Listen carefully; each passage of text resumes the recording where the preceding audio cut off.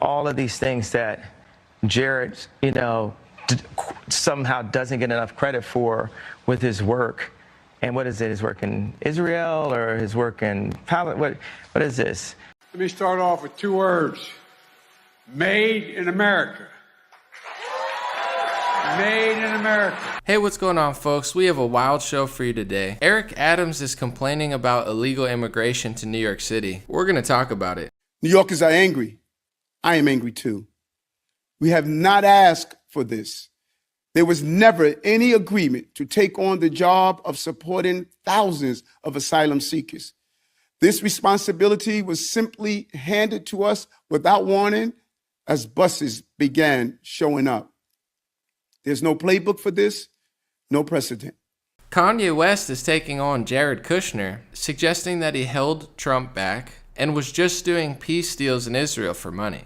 When I sit across the table from a Josh Kushner and he just feels so entitled to that idea, and this person has never brought anything of value other than so-called being a good venture capitalist, I have a major issue with that. And it makes me feel like they weren't serving my boy Trump the way we could have, because Trump wanted nothing but the best for this country. And we're going to show that full clip in a second. But first, I want to show you. I think that was between Israel and some of the Arab nations. I just think it was to make money. I don't know. Is that too heavy-handed to put on this platform? No, that's your opinion. His Tucker Carlson interview, where he started off with this banger about why he wears a picture of an ultrasound around his neck. Let's watch. Pretty powerful stuff. The show starts now. The lanyard's still on from it, and there's a photograph on it. What is that? It's a photograph of a baby's ultrasound. Why is that? And that you designed that? Yes. Why? What does that mean? It just represents life. I'm pro-life. Boy, so you wear it on a badge. What kind of response do you get? And good, amen, I agree. I don't care about people's responses. I care about the fact that there's more black babies being aborted than born in New York City at this point. That 50% of black death in America is abortion. So I really don't care about people's responses. I perform for an audience of one, and that's God. The Dream Rare Podcast, welcome to the show. The way to get the news at the desk or on the road. Let's go. God is great and success in our control. The world is crazy, but we get better from obstacles. It's the Dream Rare Podcast, welcome to the show. The way to get the news at the desk or on the road. Let's go. God is great and success in our control. The world is crazy, but we get better from obstacles. Yeah. Hey, what's going on, everybody? Welcome to the Dream Rare Podcast for today. So Trump is calling out the Kushner family, Josh Kushner, Jared Kushner, suggesting that he did Trump dirty and that he only did peace deals in Israel for the money. I have a very fascinating thing I figured out last year about the peace deals. I'm going to show you in a second that in 2020, they started talking about peace deals with Bahrain. And then in 2021, they rolled out a vaccine passport between Israel and Bahrain, and nobody reported it in the media. I was like, dang, that peace deal really turned into a vaccine passport pretty quickly, in under a year. Maybe that's a coincidence, maybe not, who knows? But first, we need some inspiration. We can't just have bad news. We got to listen to our president, Slow Joe Biden, or if you want to be more respectful than me, Slosif Biden, telling us 2 words, made in America. It's 3 words, but, in his head it's 2. Let's watch. Let me start off with 2 words. Made in America. Made in America. That's my president. I mean, I'm so glad that, we Americans should go to Iran and Afghanistan and tell them how to be more like us, because this is what freedom and strength and democracy looks like. Let me start off with 2 words. Made in America. Made in America. It's my president. 2 words, made in America. I guess I get what he's saying. In is a shorter word. It's like it's so short, might as well just pretend like it doesn't even exist. I get it. I've been there. But then I grew up, then I left kindergarten. But, at least he's in the White House. It's not like anyway, sorry about that. Here's the video I want to show you of Kanye West saying that he thinks that Jared Kushner did peace deals in Israel for the money, and my expose of how the peace deals with Israel and Bahrain turned into a vaccine passport. Let's watch. All of these things that Jared, somehow doesn't get enough credit for with his work. And what is it? His work in Israel or his work in Palestine? What is this? You know where he made these peace treaties? Where was that? Do you know the facts on this right here? So I'm like... I think that was between Israel and some of the Arab nations. I just think it was to make money. I don't know. Is that too heavy-handed to put on this platform? No, that's your opinion. We're not in the censorship business. Okay, thank you. And I just think that that's what they're about, is making money. I don't think that they have the ability to make anything on their own. I think they were born into money. Here's something that I noticed last year. So in September of 2020, Bahrain will normalize relations with Israel in a deal brokered by Trump, said New York Times. Trump's son-in-law and advisor, Jared Kushner, who helped broker the deal, did not respond directly. So a peace deal happened in late 2020. And in less than a year, Israel and Bahrain have reached the world's first bilateral agreement for mutual recognition of COVID-19 vaccine passports for quarantine-free travel between the two countries. The negotiations which led to this historic agreement include talks between the foreign ministers. So peace deals between Israel and Muslim countries quickly turned into a vaccine passport. I'm just saying. I mean, I haven't seen anybody else do that research. I actually put those two together like a year ago. I think in like early 2021. I was like, okay, there's like these peace deals in Israel, right? Man, that's so great. Israel's going to stop fighting with Muslims or something, and the world's going to be at peace. And then in under a year, those peace deals with Bahrain turned into a vaccine passport between Israel and Bahrain. We the Jews and we the Muslims will come together and force vaccinate our people, or else we're going to quarantine them and treat them like slaves. Oh wow, dang, that sucks. That's not good.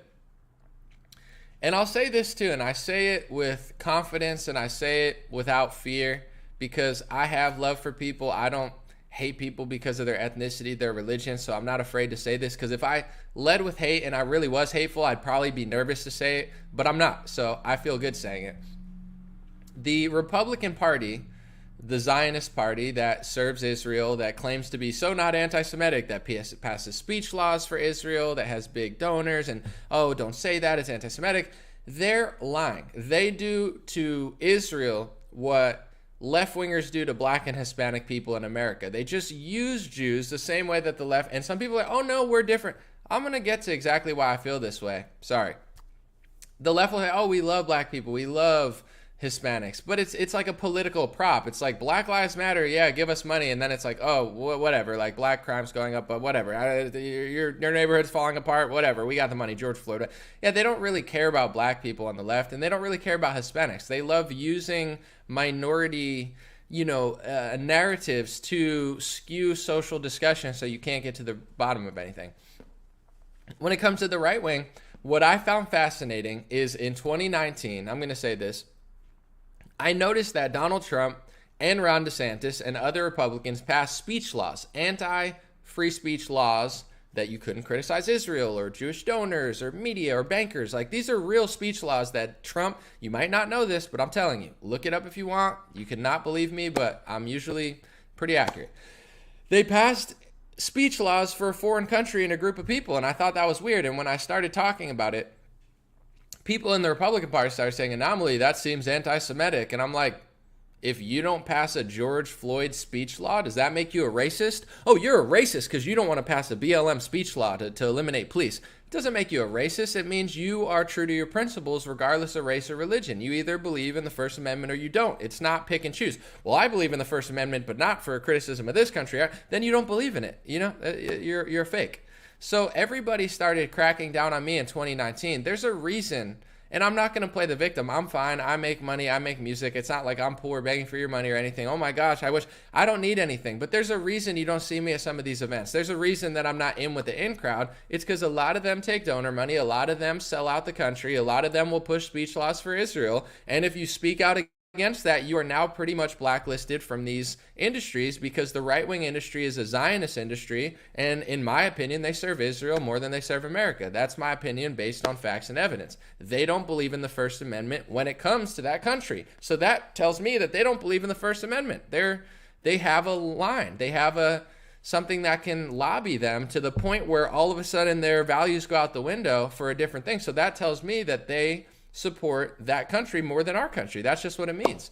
In Israel, you can't serve in the Knesset if you have dual citizenship. You have to denounce your citizenship to even serve in Israel. That's a smart law. Make sure you don't have dual loyalty. In America, not only can you serve in Congress with dual citizenship, but you're not allowed to talk about people with dual citizenship. So it's the opposite. In Israel, they want to make sure you're loyal to Israel, and they make you get rid of your foreign passport, whether it's Russia, America. You can't have an American passport and serve in the Knesset in Israel. It's a smart rule. In America, there's hundreds of dual citizens serving in our government, and I'm the bad guy for even speaking about it. Our country's twisted, and it's not just Democrats selling it out. So let me move forward.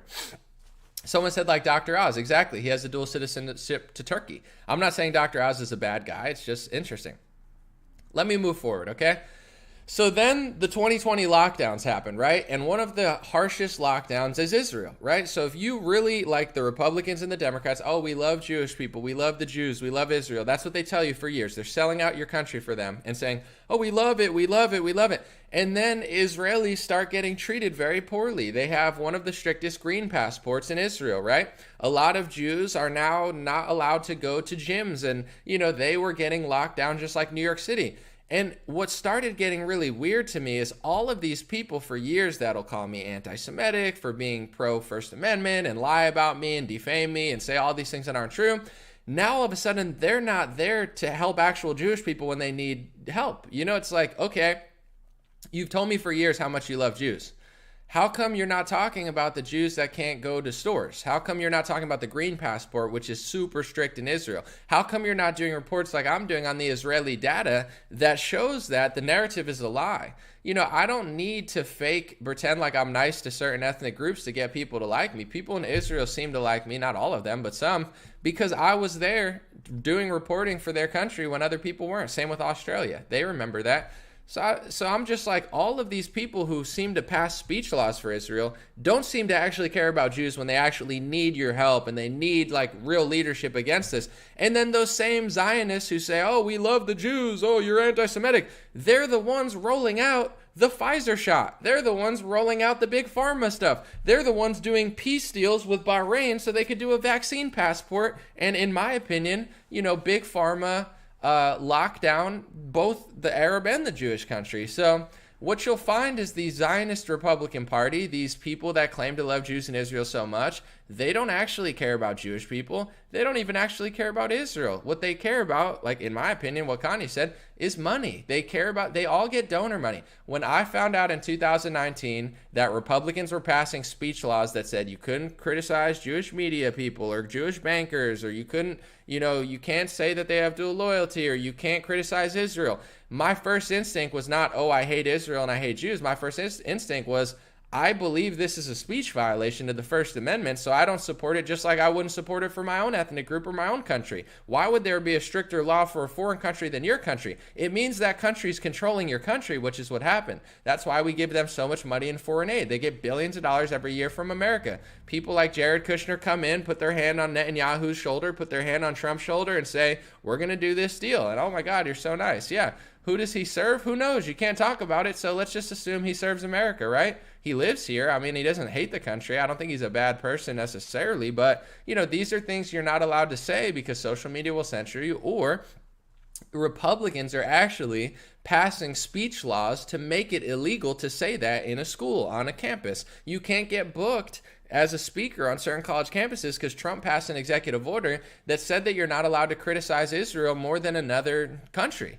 Like, they have literally Israeli loyalty laws being passed through the Republican Party in America. What? I can criticize America more than Saudi Arabia in America. That's fine. But I can't criticize Israel more than Saudi Arabia if I want to. I don't, but if I want to, I can't. What's the Republican Party doing? Why are they passing anti-First Amendment speech laws? You got to ask yourself that question. And what I figured out as an influencer, that I'm not bragging, but no offense, my news reporting's better than all these people that get signed by the major labels. Outside of Tucker Carlson, everybody knows I could blow all these people away. They're unimpressive. They're unintellectual. Because then I started realizing, oh, this is who the Republican Party is. They don't want a true renegade who's going to tell the truth. They want a bunch of Republican frauds who just sit there and say the left is bad. Her. I love Israel. Here, give me money, give me shekels. I'll say what you want. And that's what they're doing. So when I come along and say, hey, I love Israel, I love Jewish people, but I don't agree with speech laws in America, they say, oh, well, let's not air this podcast. Oh, well, that's going to, I'm not going to get the sponsor money. Oh, well, we don't want you to speak because we all know where the money's coming in the Republican Party, and the people paying us are the ones that don't want you to say. So you start to realize all of your friends aren't really friends. They're not really conservatives or patriots either. They're all controllable, just like the left wing is controllable. How many people in Hollywood know what I'm saying? How many people in Hollywood know what Republicans are saying, but they don't want to say it to lose a gig? What does that mean? They're cowards. They're controllable. So you think on the Republican Party, oh, well, they must not be controllable because they're Republicans. No, a lot of these people are total frauds. They know they're cowards. They know they're frauds. It's an act. Put on a cowboy hat, sell a Trump sweater. You know what I'm saying? Just sell as much as you can to Republicans. Haha, liberals suck, buy my shirt. But then behind closed doors with people like me, when I say, hey, what do you think about this speech violation that Republicans are pushing? They say, yeah, I mean, technically I agree with you, but I just don't want to say anything because I'm a piece of garbage. I'm a coward. And this is who these people are. You don't know because you don't see them behind closed doors. I do. You think anybody's ever debunked me? It's a fact. Ron DeSantis is passing speech laws. Donald Trump is passing speech laws. They all are. Why? Are they mysteriously passing speech laws? My guess is they're getting donor money from Jewish people who have more loyalty to Israel than they do to America. But you're not allowed to say that because the speech law that Trump and DeSantis and the Republican Party is passing into law says it's a hate speech crime to say that someone in America has dual loyalty, even though it's true. Doesn't mean everyone has dual loyalty. Everybody that's Italian and American doesn't have dual loyalty to Italy. Everyone that's Iranian doesn't have dual loyalty to Iran, but some do. You know what I'm saying? There are some Iranians in America that probably are more loyal to Iran. There are, I'm sure, some Chinese people in America. Most of them probably love America more than China, but I bet you that there's some that love China more than America, and they're serving their home country. Not saying you got to be a dick about it and call everybody a traitor or something. I'm just saying it exists, and if you can't even say it in your own country, you don't even have the authority to speak it because it starts to work its way into the law. Why would Republicans pass these laws? I'm telling you why. Donor money. There's videos of this sort of stuff. I've shown this before, but Sheldon Adelson, rest in peace, he's the biggest or was the biggest donor in the Republican Party. He's shelling out hundreds of millions of dollars. There's a video of Sheldon Adelson when he was alive saying that he served in the American army. And if he could redo it, he would have served in the Israeli army. And he hopes his kids serve in the Israeli army. What does that tell you? If he says, I served this country, I kind of wish I served that country. It means you like that country more than this country. It's true. That's just what it means. If I said, I served in the American military, but I wish I served in the Italian military because my grandfather's from Italy, it means I like Italy more than America. Sorry, that's just the truth. So when that guy is funding people like Trump and the Republican Party, and then all of these pro-free speech advocates start passing laws to say that you're not allowed to suggest that Jewish people in America have loyalty to Israel, does that mean it's not true? Or does that mean people that are doing that don't want you to talk about it? So, I'm sorry to go on this rant, but I'm absolutely not sorry. And this is the elephant in the room that people don't realize with the Republican Party. The Democrats suck. They're the worst party. But, I don't know. If you do a peace deal between Israel and Bahrain, and then within a year, that peace deal that Jared Kushner and Trump negotiated turns into a vaccine passport deal where now you could travel freely between Bahrain and Israel, but only if you're vaccinated. I mean, is that a peace deal or is that a big pharma deal? And if did that spontaneously happen in under a year, or was it a deal that somebody did to make money? Because this COVID vaccine is one of the most cash cow products in big pharma history. And if you look at who's involved in this type of stuff, who gave tens of billions of dollars to big pharma to do Operation Warp Speed? Donald Trump, and the Congress, I guess. I don't know who signed off on it. So now he runs around saying it's a great product. What's Jared Kushner? Jewish American. Why does he know Israel so well? I don't know, because he's Jewish and he has high connections in Israel. It seems like he's the man over there. I wonder why. I don't know. It's like, if I'm friends, it just is what it is. So then he goes over there, negotiates a peace deal, and then within a year, the peace deal turns into a vaccine passport deal. And I'm supposed to cheer like these other idiot Republican influencers. Oh, this is so great. It's so free. No, I actually want the people of Israel to be free, but they're not free if the peace deal includes them having a vaccine in order to not get quarantined. That's not free. I got friends in Israel that are against big pharma. They're not thrilled with that type of stuff. But yeah, you notice that all these Zionist Republican influencers that love Israel so much, you notice they didn't say jack shit, excuse my language, this year. You notice they don't say anything because they're paid off. They're not real, oh, we love Jewish people. They're like, oh, give me the money. I'll sell out my own country for that country. Give me the money. But then I'm not going to say anything when the actual people of Israel need help. It's like, if you're going to spend 5 years calling everybody anti-Semitic, but then when Israel's being essentially like enslaved by big pharma and they're being treated like garbage by their government, and you don't say anything, it tells me you care about Jews as much as the left wing cares about black people. It's a shield and it's an agenda. Left wingers care about black people when they're making hundreds of millions of dollars through Act Blue progressive fundraising. But then after the election, all of a sudden they go from, defund the police to back the blue. Why? Because they were never telling the truth. Black people, God bless you. God bless your family. God bless America. God bless the world. The Democratic Party doesn't care about you. It's all a front, like Kanye said. If you're Hispanic, neither party really cares about you, but obviously the Democratic Party doesn't care about you to the highest extent. So if you're Hispanic or black, that's just the truth. And sorry, if you're Jewish, the Republican Party doesn't care about you. And these speech laws, I'm going to break them down real quick. Cutting off someone's speech doesn't stop violence. It's actually, in my opinion, the opposite. If you can't speak your mind about race relations, whether it's black, white, Jewish, and you're always called a racist or an anti-Semite, it actually makes people hate more. So it doesn't stop hate, it makes hate increase. Anti-Semitism's off the charts, says the ADL. Maybe you suck at your job. If you're the, anti-Semitism police and it's going up, maybe you're not doing a good job. As somebody that doesn't want people to hate Jewish people, I would say that the Anti-Defamation League, founded by B'nai B'rith, a Jewish organization that is, fighting hate speech, they're making people more hateful because they suck. I'm not saying everybody's your fault, but it's like, if you're the hate speech police and it's growing, you're not doing a good job. You're actually making it worse because your tactics are miserable and usually left-leaning bias through the roof. It doesn't even make sense.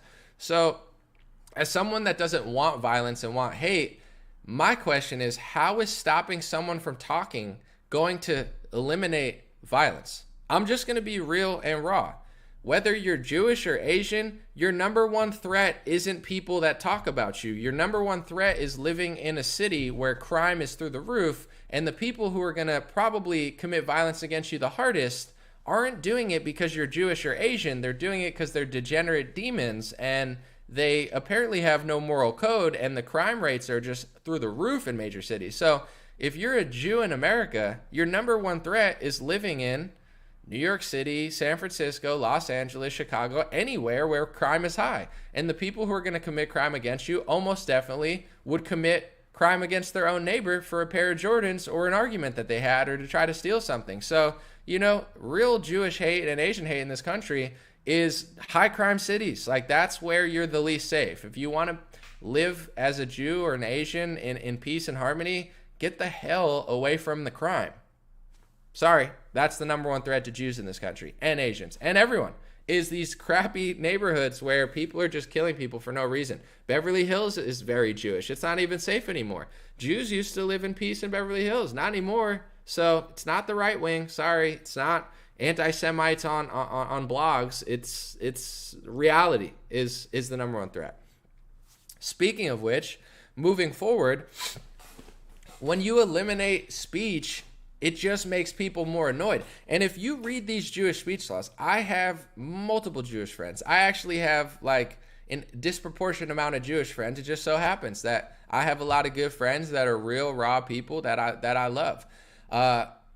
that being said, these speech laws that the Republican Party is passing, and in some cases the Democrats, the Jewish anti-Semitism Israel speech laws, it doesn't help any of my friends. Like, I have Jewish friends. Are they ever going to benefit from this law? Is anything in these set of laws, is it going to benefit your average Jewish friend who isn't like a Mark Zuckerberg? Of course not. So who are these Jewish speech laws for? Because all my Jewish friends are never going to benefit a single day in their lives from these laws. Read the laws. They're on the State Department website. They benefit Mark Zuckerberg. They benefit Jeff Bezos. I'm sorry, Jeff. He's not Jewish, I don't think. But George Soros. They benefit Mike Bloomberg, because it says if you suggest Jewish people own banking and media, that's anti-Semitic. If you say dual loyalty, that's anti-Semitic. Who's that for? It's not for my friends. It's for politicians who have dual citizenship. So these laws are not for the average Jewish person. These laws are for the high-level people. In some cases, I'm not saying all, are funding the lobbying to do it in the first place. That's just the reality. Like, do you think Big Pharma pays Democrats and Republicans for no reason? Like, you got to be a fool. Why would a donor, whether it be George Soros on the left or Sheldon Adelson on the right, they both have their vision of the world, and they pay hundreds of millions of dollars and try to manipulate reality to fit their vision of the world. That's their philanthropy, or that's their activism, or whatever they want to call it. Doesn't make it wrong. I mean, in some cases, I think it is based on my perspective, but that's just how things work. Doesn't make you a hateful person. You're anti-pharmetic.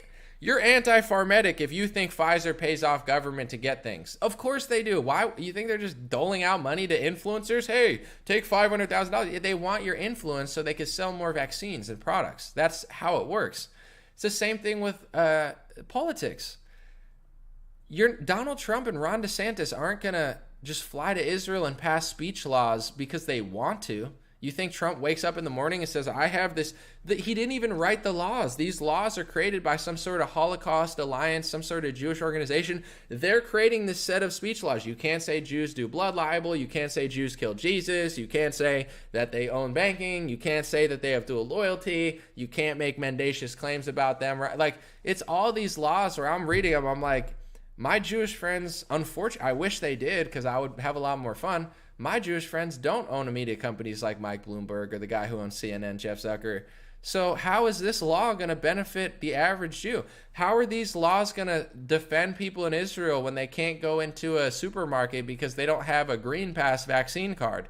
How is that going to help people in Israel? How is that going to help the millions of great, innocent Jewish people who are doing nothing wrong?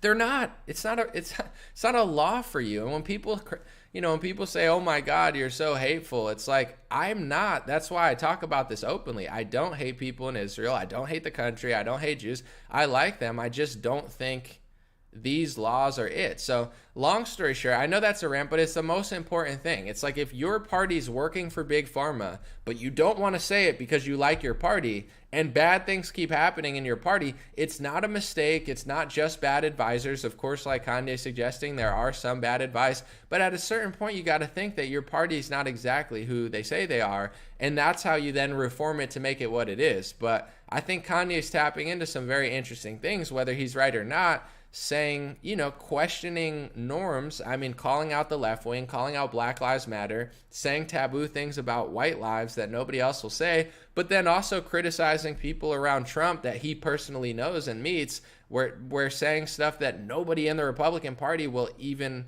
say. Someone said I have a nice marijuana plant. That's not marijuana. If it was, I'd be a lot higher right now, but it's not weed. I guess it does look like weed. I didn't even realize that, but it's not. So, long story short, I think I don't know what the truth is about the peace deals, if Jared Kushner got paid from it, like Kanye's saying. I'm not suggesting he did, but what I did notice is those peace deals turned into a vaccine passport deal very fast. And the more you start connecting dots, the more they start censoring you. The more you start calling out Big Pharma, the more they start censoring you. The more you start recognizing patterns, the more they start censoring you. The more they have new laws. You're a racist, you're a sexist, you're a homophobe, you're a xenophobe, you're anti-Semitic, you're anti-science, you're anti-climate change, you're anti-vaxxer. They have a word for everything, which means don't look there, I don't want to debate about it, go away, shut up. So anytime somebody's passing some sort of speech law, whether it's your party or not, or saying that it's hate speech to point out the truth. They're not doing it to save you. They're not doing it to help people. They're not doing it to lower violence. They're doing it to cover up a conversation that they don't want had. Speaking of conversations they don't want had, here is Eric Adams talking about illegal immigration as if he's some sort of right-winger. He's angry at all this immigration. I am Eric Adams, and I am an angry man because we have illegal immigrants in New York City. Let's watch. New Yorkers are angry. I am angry too. We have not asked for this. There was never any agreement to take on the job of supporting thousands of asylum seekers. This responsibility was simply handed to us without warning as buses began showing up. There's no playbook for this, no precedent. So he's angry. Apparently, I saw on Twitter that he declared a state of emergency over it. I don't know if that's true, but I'm guessing. I have pretty good sources. Does he think Texas and Arizona plan for it? Like, what? I don't get how. I do actually. Let me take it back. I do get how people are fooled by Democrats, because Democrats are very deceptive, and Republicans often, not all the time, some are winners, but are often, they don't know how to create their own narrative. They're always like playing pin the tail on the donkey, and they're always a step behind. But to the person who's like, oh my God, border security, so the sheer, I don't even know what to say about it because it's so annoying. It's like, for years, millions of people are coming across in Republican areas unannounced, no plan, not enough stuff. They cried about the kids in cages, even though all of those images, a lot of them came from the Obama administration, and it doesn't even make Obama a bad person. I mean, they're trying to blame Trump for things that Obama did, which is annoying, but to be honest, it's like they're not putting them in these weird, crappy facilities because they're so mean. They don't have space. It would be like if I barged into your house and it's like, oh, I have 5 rooms. Well, I have 5,000 people, and then I sleep on tinfoil, and then you cry about it, and it's like, oh my God, why are you sleeping on tinfoil? They're not just putting kids in tinfoil cages. It's just like, there's too many people coming across the border. They don't know where to put them. So whether it's Trump or Obama or the DHS under each administration, they blame Trump for Obama stuff. But really, I'm not defending Obama. I'm just saying, what do you do when more people come in than you have room for? This is what Texas and Arizona have been dealing with for decades now. And this fraud, Eric Adams, he deals with 1/1000th of what Texas and Arizona has to deal with, and he cries and sounds like he's far right wing. Oh, we didn't want for this. We're angry that they're here. We didn't ask for this. Neither does anybody. Neither does Trump, and neither did Texas, neither did Arizona. Nobody asked for all these people to come. They're coming illegally, not with paperwork, not paying to come or getting their citizenship or their visa or a work thing. They're just walking across deadly rivers, coming to the border. And these border towns, Yuma, Arizona, I've been there. I've actually spoken at a school in Yuma in front of the kids. You think they don't have families and kids and a community where they don't know what to do with all these people? Of course. So I pray that this is opening the eyes of left-wingers, because the border should be a bipartisan issue. Right now it's not. Republicans are right about it. Democrats are just delusional. But the way to win is, one, I think, doing things that expose them, like DeSantis and Abbott have been doing. But also, I think, just to self-reflect, on the conservative side, people have to be better messengers. If you're just yelling, build a wall, nah, nah, poo-poo, like, nobody wants to listen to you. I could get, not all, but some people that are like, they don't get it, Are you trying to make them get it, or are you playing like team wars? And this is something that's eating our country alive, in my opinion. It's both sides, and I think both sides are childish about it. I obviously think left-wingers are dumber, but I feel like I'm in kindergarten. I see like left-wingers, they're like, liberal, the Republicans suck, and then like Republicans are like, liberals suck, and it's like being at recess with like 5-year-olds, and it's like, okay, you don't like each other, we get it. You hate Republicans, you hate liberals, but do you have an identity? Is your identity, I hate Trump, I'm a Trump hater, I'm a left-wing Trump hater? That's your identity? You don't define yourself by what you love and what you do, you define yourself by what you hate. And then you got right-wingers that say, I'm a Trumper, I'm a Trump supporter. It's like that, you define yourself by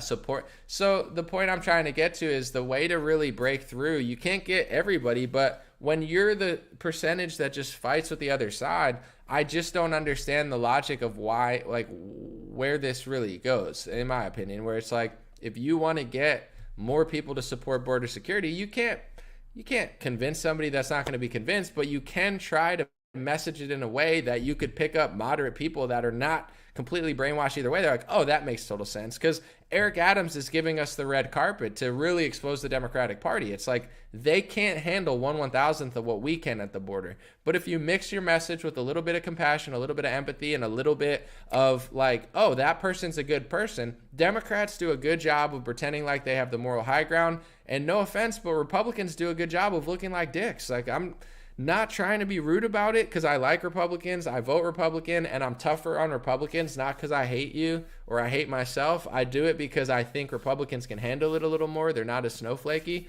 But really, it's like too many Republicans play the role of unlikable asshole. So it's like, we don't give a shit. Fuck.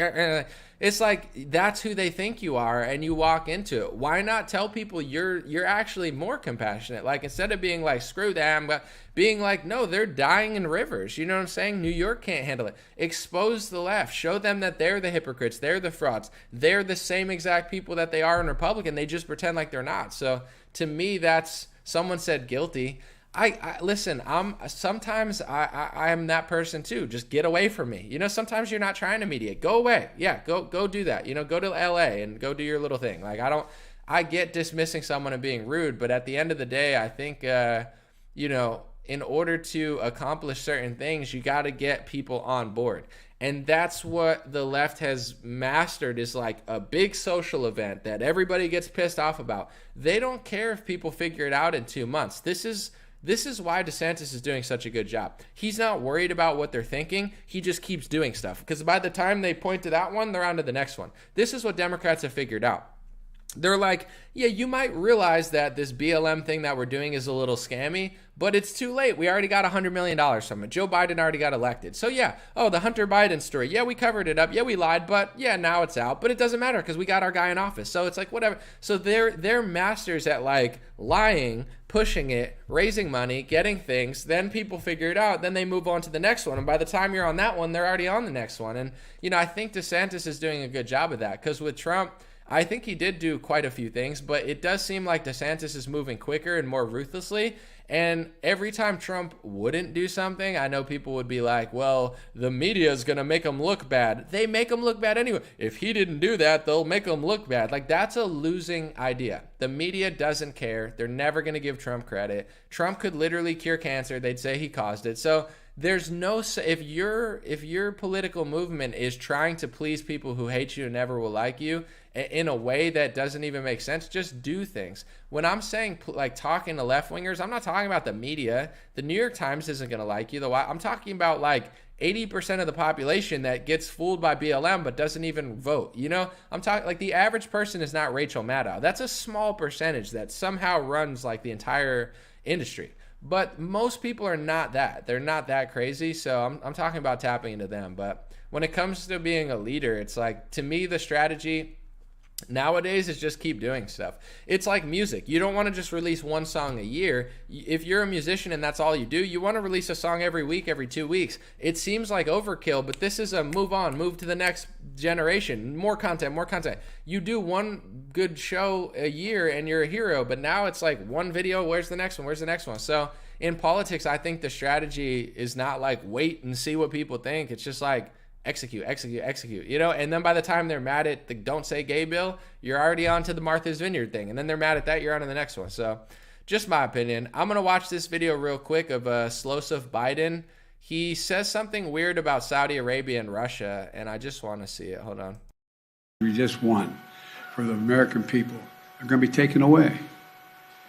Every kitchen table cost is going to go up, not down. And I realize costs are going up on food, and I was able to bring gasoline down well over $1.60, but it's inching up because of what the Russians and the Saudis just did. I'm not finished. So the oil or the gas prices is inching up because of what the Saudis and the Russians did. They ran articles last week that said, is Hurricane Ian the reason the gas prices are going up? So the mainstream media is trying to say it was the hurricane. Oh, Hurricane Ian's raising the gas prices. Then it's the Russians. Then it's Trump. Now it's the Saudis. Now it's the Saudis' fault, right? Not the fact that he did a bad deal with the Saudis, or not the fact that he stopped some of our own production, right? That's not it. He's so stupid. This is why people like Donald Trump, because at least Donald Trump's good at business.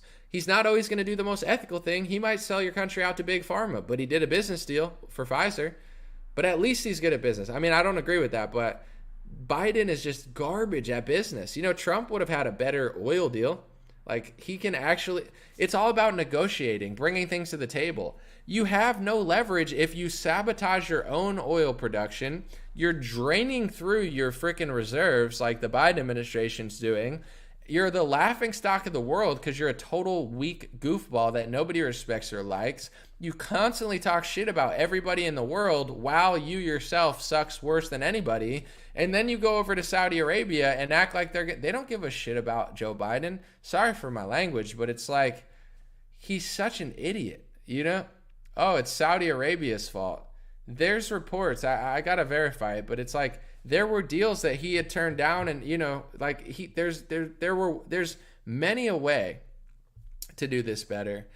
And it's frustrating because outside of like our geopolitical enemies, the media really is the enemy of the people, like Trump said, where how can you really do anything? Like, if I mess up a business deal, and you got to like reflect on it, be like, oh, I could have done that better. But like in the world of the liberal media, they sabotage everything, they screw it up, they do it wrong, and then you're the bad guy for noticing it. You can't possibly criticize your own country. They didn't do any. Of course they did. Everybody. I mean, Trump wrote the art of the deal. He knows how to do business. It's all about negotiation, leverage, bringing stuff to the table, shooting high, bringing the price down. There's an art to business. I think I'm pretty good at it, and I end up not doing business because, you know, people try to play games. I don't got time for games, or I'm not interested, you know. But in general, it's like, Joe Biden sucks at business, but you can't say that. You can't say that his negotiation skills are terrible, that he sabotaged his own leverage, and now, you know, nobody wants to do a deal with him, and he's blaming them, and we just have to blame the whole world all the time. We're America, the big victim. It's Russia's fault. It's China's fault. It's Saudi Arabia's fault. It's Iran's fault. It's Trump's fault. It's white people's fault. It's like, yeah, that's a recipe for disaster. So hopefully something here changes. But the media is like, I don't like Iran. I don't like China. I'm not Russian. I'm not, you know what I'm saying? This is not my country. But the media really is the biggest threat to America, because as their puppets screw everything up, they try to create this whole atmosphere where you're not even allowed to, you know, speculate on how that could have been better. But when it comes to energy, we talk about this all the time. They're purposely sabotaging it. What plan do they have? I don't know. Are they going to screw it up? Are people going to starve? Is heat going to go out? Are they going to create a new electric grid where they control it more? I'm not really sure, but they're sabotaging oil purposely. So it's just like, it's just weird that left-wingers haven't figured it out yet, because it's like, Joe Biden's gonna, you know, defund the police. Oh, now he's defending police. Joe Biden is anti-oil, but he's doing oil deals. But he's, you know, likes electric, but he still likes it.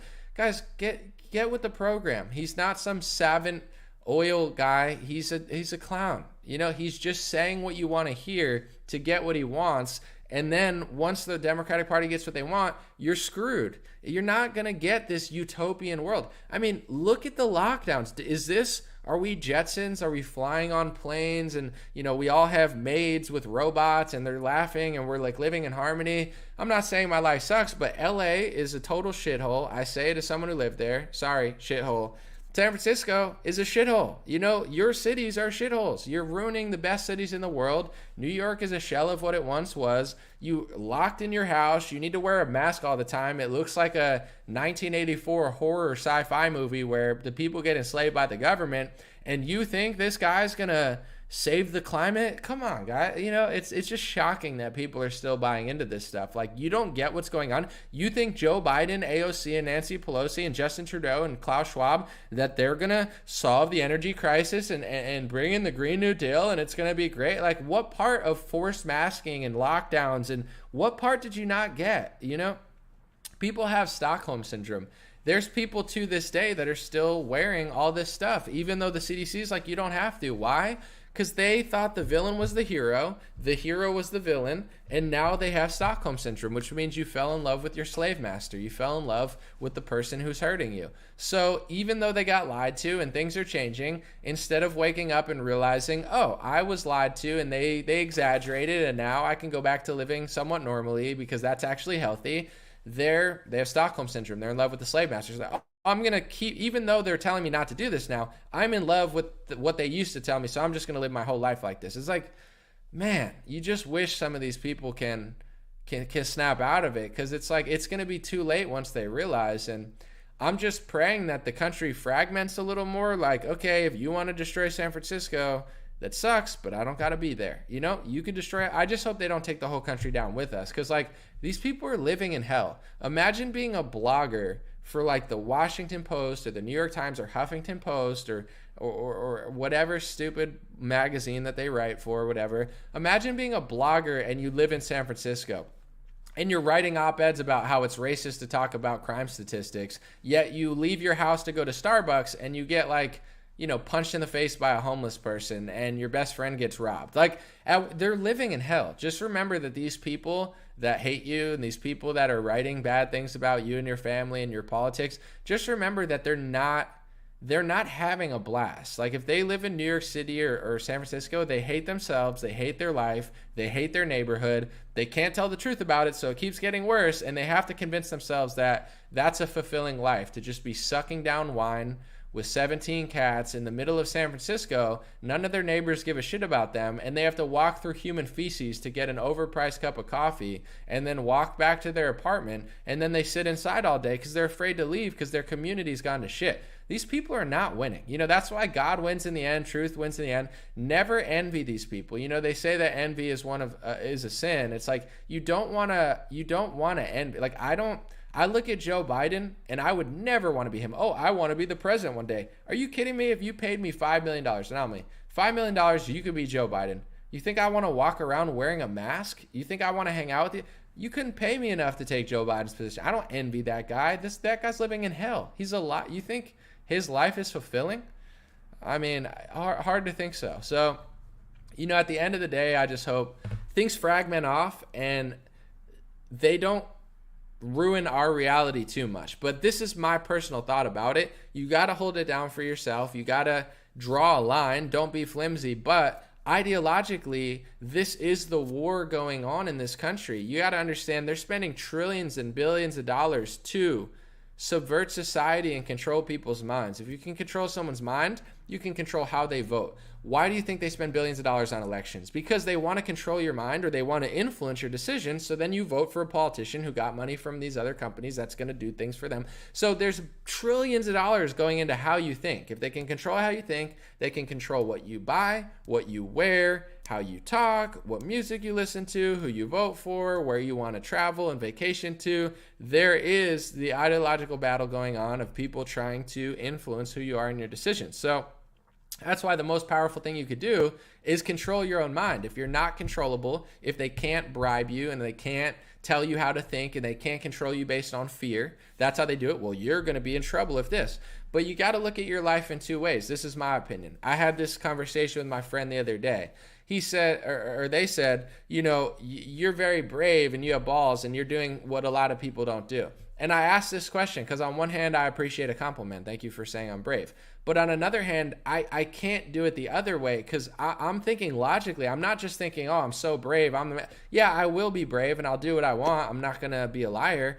But I'm thinking also, it's not like I'm taking a huge risk, in my opinion. I think it's riskier to do the wrong thing. That's just I wish I could just sit here and say, I'm brave, I'm risking everything to do this. On one hand, I am, but I'm also doing it, I'm not saying from a selfish perspective, but like in a survival perspective. If I work at a job I hate for 40 years and the boss hates me and he works for a big corporation and they'll fire me at any second for not injecting synthetic mRNA in my body, and I got to work there and wear a mask for 40 hours a week, and they don't want me to work there unless I inject my body, they're not really my friends. To me, that's scary. I know it seems scary what I'm doing. Oh, you're so outspoken. Is it not scarier to be caught at a company that wants to inject you with a Pfizer shot in order to keep your job? To me, that's scarier than what I'm doing. So I don't even consider myself brave. I'm like, it's more brave, in my opinion, to never live up to your true potential and be stuck somewhere and have regrets, or go somewhere where everybody around you hates you. My career is always hanging on a thread with social media, but I'm also finding ways to pivot where I'm like, I just can't do that. That's not the safe route, in my opinion. That's scary.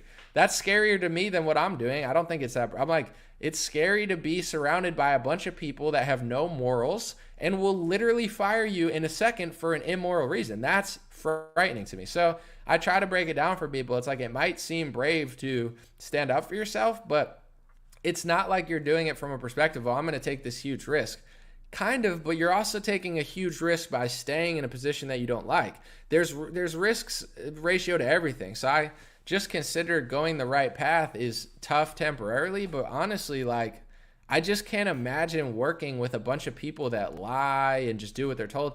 It's exhausting. So, on that angle, but not only do we have to control our own minds and think for ourselves, but just remember at the end of the day, and I say this all the time, but in order to be effective to messaging, like, I have probably millions of Republicans and conservatives who like me. That's my main audience. Libertarians tend to like me. I do have a bunch of left-wing people who like me, not a lot, but not as many as Republicans. But the reason I'm able to connect with certain people in their 20s, it's because I'm not being a dick about it. I'm like, okay, I don't hate you, because I used to think similar to you. So I try to have compassion for myself. If I met myself at 23 years old, would I say, Anomaly, you suck, Anomaly, you're a libtard, Anomaly, drink liberal tears, Anomaly, you suck? Or would I try to have a conversation? Here's why I think they're lying about this. So it's like, just remember, maybe you've always been the way you are, and maybe you knew a lot. I knew a lot when I was young, but not as much as I know now. Try to think about yourself at a certain age and been like, yeah, have a little bit of compassion. And when you do, that's how the left wing scoops people up. Someone said, Anomaly, I'm 70 and I love you. I appreciate you, Elaine. We got people of all ages. Appreciate that. But it's like, at the end of the day, some of the, like, I hate to say it, but I feel bad for, like, liberal women. I actually feel bad when it's funny to kind of make fun of them. But if you're in your 40s or 50s, sorry, you're on your own. You're old enough. But if you're in your early 20s and you're this misled, I can't look at a 20-year-old liberal woman and be like, haha, you suck. I'm about to be 33. I mean, you're a 33-year-old man making fun of a 20-year-old with no compassion. I mean, that says more about you than them. I'm more like, who are their parents? Who are their teachers? Do I feel bad? Yeah, I do. I do feel bad for younger women that are liberal. Yeah, I absolutely do. It means they had bad parents, bad father, bad teachers, and bad influence, and somebody in their life failed them, or led them astray and let them go off to college and get brainwashed. So yeah, I do feel bad for them, because I consider, no offense, a 20-year-old girl more vulnerable and more innocent than a 45-year-old Rachel Maddow watcher that lives in the suburbs with her husband. I don't feel as bad for somebody that has had 22 years on top of a 20-year-old to grow and figure out who they were. Doesn't mean I hate them more, or I don't like old people. I love old people. And then, to be honest, I feel a little bit worse for, like, 80-year-olds, because then you're just getting old. And, like, if you're, like, watching Stephen Colbert at 80 years old, I feel a little bad too, because I'm like, you got taken advantage of because you're just sitting and watching TV. But, I'm not. It's not like I discriminate against people my age, but I don't know. I don't think a 18 to 25-year-old girl thought this just organically. It's like, there's a lot of bad role models in their life, and even a younger guy. So I get it. It's good to make fun of people sometimes, I guess. I do it. I'm not above it. But at the end of the day, there's an ideological battle going on. And whether you agree with how I feel or not, it's just my feeling. There's no, I don't think, right way. You got to be true to yourself. But this is why the left wing is so good with younger people. It's because they act like they're better than you. They act like they're nicer than you. They act like they're more compassionate than you. And they're not. I'm not saying they are. They're not. But to a 21-year-old, how are you going to get them to realize that you're actually the nicer person in the situation? by standing there and saying, I'm a dick, I'm an asshole, I don't care, screw you, drink your tears, is that going to make a 22-year-old be like, oh, no, the right wing is more? No, they're going to look at you and you're going to reinstate their beliefs, and then they're going to be more left wing. That's just the reality. So many people that are left wing look at hypocrite conservatives and hypocrite Christians, and that's what makes them want to be left wing, because they're running away from their conservative family, or they're so you can't completely choose where someone goes. But if you want to know why left wingers get kids to go left wing, they present themselves as more kind, compassionate. So how are you going to win that ideological battle? You have to show people that you actually are more kind and compassionate. If you're leaning into, I'm not kind, I'm not compassionate, I don't care about you, then don't expect when your kids grow up and hate all your beliefs. That's just how things work. You got to get through to people. 20-year-olds tend not to listen to anybody, so I'm not going to say they're all going to get it, but this is how Democrats are scooping up kids. And the reason they get away with it is not just because they're good at it. It's because right-wingers are bad at countering it. They just are. And I'm not going to make it about myself right now, but when I look at all the people they're sending to college campuses, they send a lot of annoying Republicans, and this is why kids don't like them. It's like when there's likable people that could connect better, they seem to reject it. It's about like wearing boat shoes and just talking about, like things that only people Republican would even be interested in. Not telling you to pander. I'm just saying, like, this is the game going on. I know why I listen to certain music and I did certain things when I'm growing up. So I'm trying to reach out and connect with certain people and be like, listen, I've met, I know this one younger woman who said, it was your music. I don't even know why. It wasn't even the best song with the best message, but she was like, you were the one who made me realize I wasn't a liberal, and I'm like, I don't even know how, because I just made a song. But it was like, I guess they liked the song. Sometimes like, oh, I like Kanye West. I like him. I like him as a person. I like his music. Oh, he's saying things that I relate to. And when he says it, you're like, oh, that makes sense. Kanye's not coming from a perspective of like, I hate you. He's like, no, liberals are bullies. He could be a little cocky, obviously, but just my thought. You got to be true to yourself. Someone said my mom is 85 and wide awake to the truth. It's epic. There is no age limit to truth. It's just some older people, like a lot of older people, are conservative and they get it and they're wise.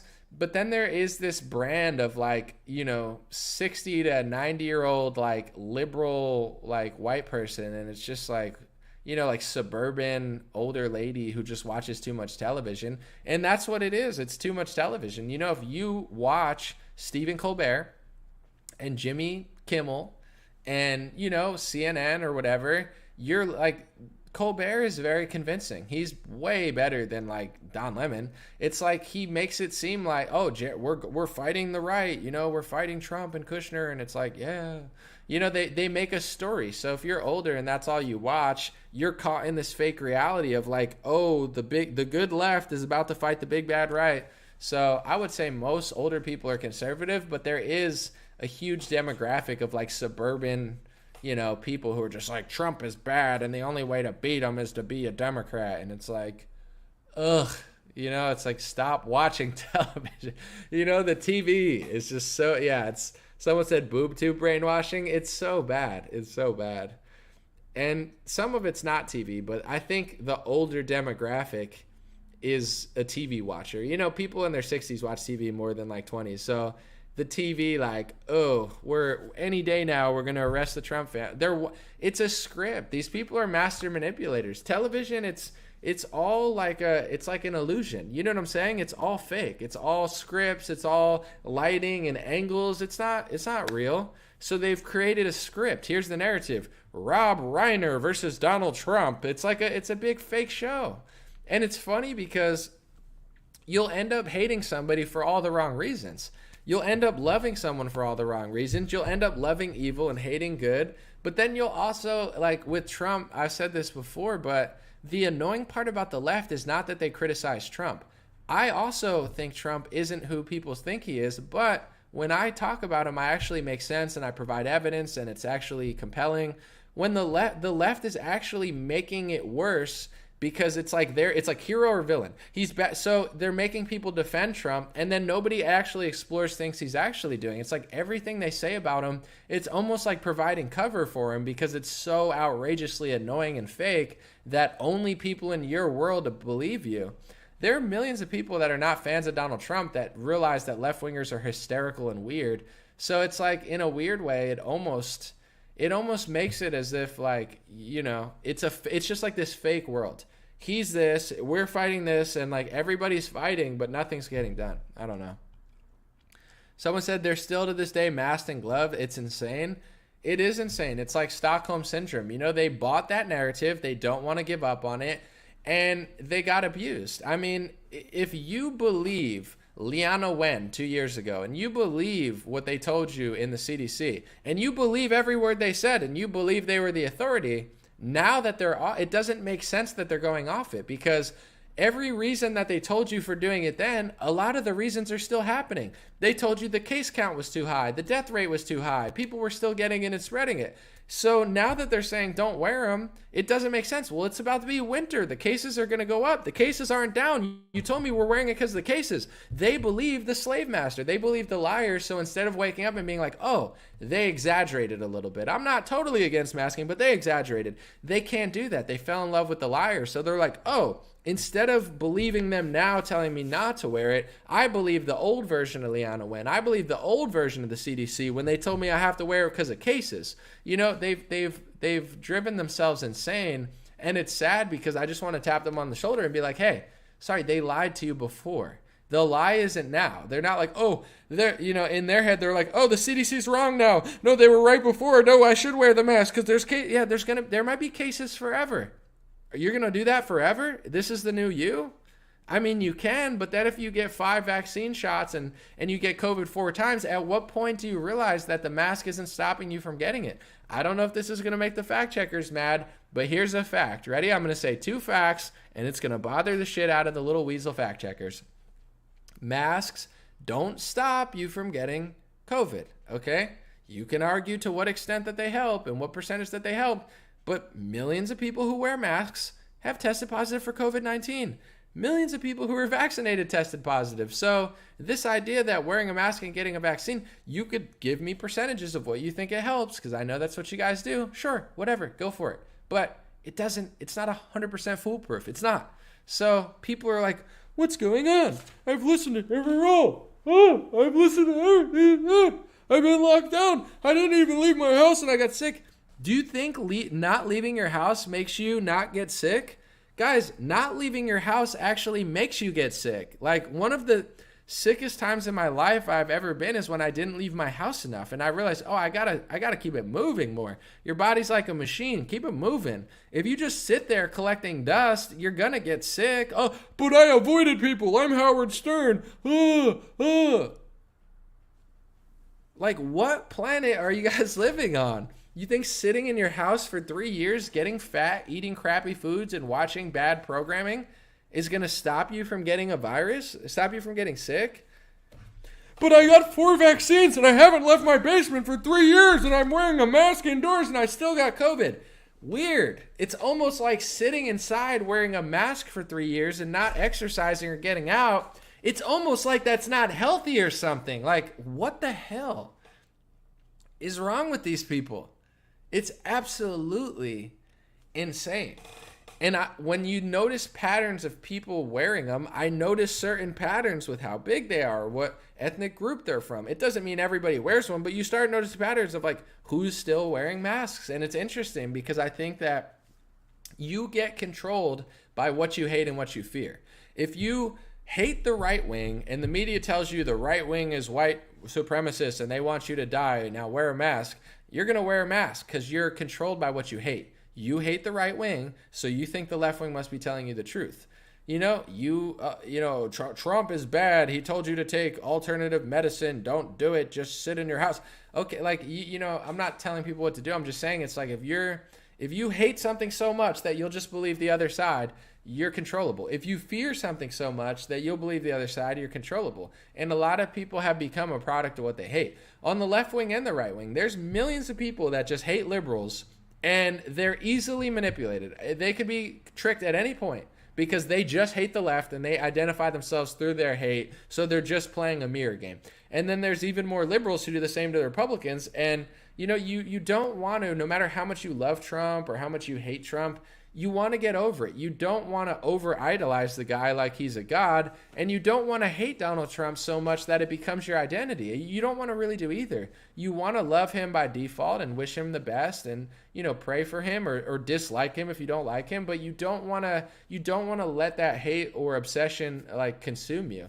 And a lot of people on both sides are letting it consume them, and then they become controllable, and then they become emotional, and then they stop being logical, and then they start rejecting evidence that goes against their bias because it just will break their reality. Like, how many people will say, Anomaly, who paid you to say Trump got paid by Big Pharma? I'm like, Anomaly got $0 from Big Pharma. Trump got $1 million from Pfizer. That's on record. You're going to accuse me of being paid off for saying that someone statistically got lobbying money for his inauguration? Like, how, what, that doesn't even make sense. Why would I be, who's going to pay me to say that the Republican Party's also sold out to Big Pharma? Who's funding that? Do you think somebody, there's an organization saying, here, Anomaly, I'll give you $10,000 for doing accurate reporting on Big Pharma. You think anybody gives a shit about that? I mean, I don't mind a false accusation of that extent, but it's like, on what planet is someone paying me to say that? It's fine, but it's because you either obsess in your love or your hate of something to be like, oh, I'm going to reject any information outside of that because I hate the guy. And I can't even fathom that he might not be as bad as I think. Or I love him and I just don't want to weigh in on that. Both sides are controllable. When you obsess over something too much, or more importantly, when you hate something else too much. And I have a little take on it. I'm not going to stay too much longer, but I noticed when Trump ran, there's two types of people that like Trump. I mean, there's more. I'm not going to be like the left. You're either a Russian bot or you're a white nat. No, I'm just kidding. But there's two types of people that like Trump.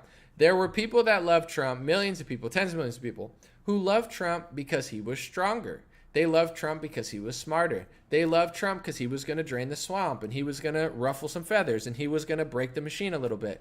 Some people like Trump for that reason, and a lot of people like him, and I think that's a righteous reason to like him. And I hate to say it, but I've said it years ago, and you're starting to see the cream separate from the crop. A lot of people also like Trump because they want to live vicariously through him. And those are the people that have become weak and pathetic, because if you like Trump, oh, he's better than Biden, I like him because he's better. That makes sense. But if you say, there's a lot of people hiding behind Trump, it would be like if I was walking with Trump and I'm like, I'm going to walk right next to him. Or if you're going to walk behind him and be like, oh, go fight him, Trump. Go fight the deep state for me. I'm just going to sit here. So then those are the people that get really upset now, not just because they like him because he's better than Biden. They live vicariously through Donald Trump because they're too fearful or cowardly to do something in their own life as far as like take steps. So they kind of just want to hide behind him and let Donald Trump do everything. So if Trump's not doing everything they want him to do, they don't want to break away from that reality because they're afraid of the idea that Trump won't do all that. So those are the people that I'm kind of, I wouldn't say beefing with, but those are the people that are holding the Republican Party back, and they're doing it through this guise of I'm so loyal and I'm so strong and I'm the real Republican. But in reality, when it's all said and done, it's not that. It's I'm scared, I'm a coward, I don't have my own identity or personality, so the second that this goes away, I'm going to feel lost in my own life. And I get it because it's like everything comes and goes, but when it comes to Reagan or Bush, like, it's not forever. A president's only 4 years or 8 years, so you can't grip onto something for 20 years. Like, eventually you're going to have to get to the point where you're like, okay, it was what it was. I still appreciate it, but my whole identity doesn't revolve around living vicariously through this person. So I see that going on. And that's, I think, what's going on the left is they're living vicariously through the people pretending to fight Donald Trump or something. So it's like, yeah, Adam Schiff's going to fight Trump. Like, it's this whole game where nobody wants to be themselves and everybody's just watching it like a TV show, picking a character and, hoping the best. It's like when you watch Game of Thrones, everybody makes comparisons. Well, I feel like I'm that person. Well, I feel like I'm that person. TV's great at programming people into like picking characters and, maybe it's shallow or maybe I'm too into myself. I mean, I don't think I am, but I like athletes. I like sports. I like real stuff. I do like watch people and look up to them. But when it comes to like television shows, I don't know. I've always just thought it was weird where it's like people watch these fake shows and they're like, that's me. It's like, no, you're you. When the show's off, you're still you. I like sports because I think it's real to an extent, and they're actually doing great things, and it's better than I can do. And I'm like, that's real. But when you're watching like a show, these are all fake characters. So I'm not saying you can't watch it, but if you get like too attached to it in the sense of like, oh, that's me, it's like, it's not. And like, oh, that's an action thing, he's fighting that. It's all scripted. These are actors that are getting makeup done, Doesn't mean you can't watch it and enjoy it. But I in my opinion, what I'm trying to say is people have taken that concept of like living vicariously through cool television and movie characters to the point where they're now doing it in politics, and they're doing it with like Trump or against Trump. And I don't think it comes from a position of strength. It's just like, oh, I want to stand behind him. So, I see that kind of playing out too. But everything, what's meant to be will be. God is great. And, as crazy as things are, I'm always pretty optimistic. And I do think that, to end it on what I started with, Kanye is an interesting person. He's not perfect. He's definitely off the cuff and very like sporadic with how he thinks and stuff. But what he's doing, whether people realize it or not, is pretty crazy, and it's pretty influential. I mean, he's taking a position, and I know a lot of people might not like it. Some do, but like Kanye is one of the richest black people in the world, one of the richer people in the world. He has billions of dollars. He was married to Kim Kardashian, who's atop the fashion, makeup community, television community. I mean, when it comes to fame and when it comes to being big in music, fashion, television, say what you want, whether you love him or hate him, Kanye's like the biggest person. He's at the top of the fashion industry, at the top of the sneaker industry, at the top of the music industry, and you could even argue that he's either on top of or connected to people on top of the television industry. There's not many people that are more influential than Kanye, and he's taking his position and essentially waging war against other people. He's calling Puff Daddy or P. Diddy a Fed. He called him a Fed. He said Bernard Arnault, who owns Louis Vuitton, who's a billionaire, he said he killed his friend. I don't even know if it's true. I'm just saying it's pretty crazy. He's going on Tucker Carlson to basically expose pro-life is the way and say that Jared Kushner is doing deals with Israel for money. I mean, this is a big deal. And I'm not saying it makes him more important than me or you, because I don't think one person's more important than the next. But when it comes to how they control people with fashion, with music, with television. And even if you're not into it, your kids might be, or you might know somebody who's into it. They could, like, fashion, television, music, culture. This controls the world. This controls reality. And he's taking his position at the top of it and just waging war with everybody else and just calling them phonies, calling them liars, saying you did this, you're an idiot. It's definitely a big deal as far as like reality shifting. We'll see where it goes. But when he does it, it makes a bigger deal than when I do it, in my opinion, because I can only reach so many people. But when he does it, it like shatters the space-time continuum. So I'm excited to have somebody like Kanye, although his tactics are different from most, to have him in the corner of Jesus, have him in the corner of God, saying some very bold, outrageous stuff that, in my opinion, breaks the matrix of media control and starts to really challenge a lot of people. And, I think it's going to have a big impact. Appreciate you guys. God bless you. These hats, God bless. They're black. They're blue. They're on dreamrare.com. They're made in America. They're good prices now. They haven't moved up in a year. We don't move it up with inflation, although we probably should, but I'm not going to. I don't need an extra buck. I'm fine. And then I have a new song out next Friday. I'll release the name of the song within the next 2 days, but a song and a music video with Bryson Gray. I think it's my best song ever. I think it's going to be my best music video ever. It's high quality. I'm editing it myself. It's going to be leagues better than some that I've released in the past, so I'm really excited about it. And hopefully we can hit the top of the Billboard charts again for digital sales. Appreciate you guys. God bless you. Thanks for hanging out, and I'll be back soon. Let me know in the comments what you think, and have a beautiful weekend. Enjoy yourself.